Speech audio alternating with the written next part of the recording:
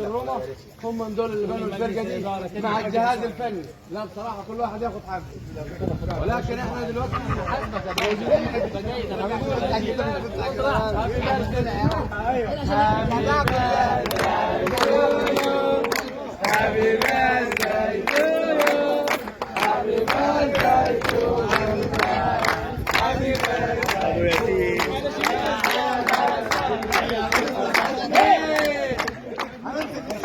كابتن اسامه عمرو قرب عمرو ممدوح.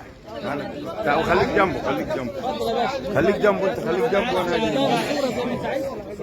انا كنت متوقع يا جماعه الكابتن اسامه مش هيتكلم، ولكن هو دلوقتي ممكن يقول كلمتين في الوقت المناسب. بقول لك يا صاحبي بس اقول بس ده الكلام المجاري ده. اسمع يا جماعه، احنا حظنا كويس السنه دي، حاجات كثيره توفقت في بعضيها، يعني من جهاز فني، من مجموعه لعيبه احنا كنا بنتمناهم. والموضوع ده على فكره الناس اللي جت معانا كلها اللي كانت في منتخب الاقصر ما كانتش صدفه، بالعكس احنا كنا بنبدا نسعى السنه اللي فاتت، كنا بنفكر في السكواد ده والعمل ده، وده يمكن في حاجات احنا سعينا بيها، في حاجات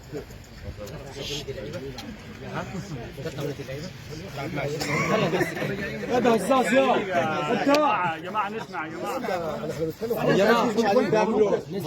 جماعه كلام. تفهموا حاجه، بصوا يا رجاله احنا في حاجات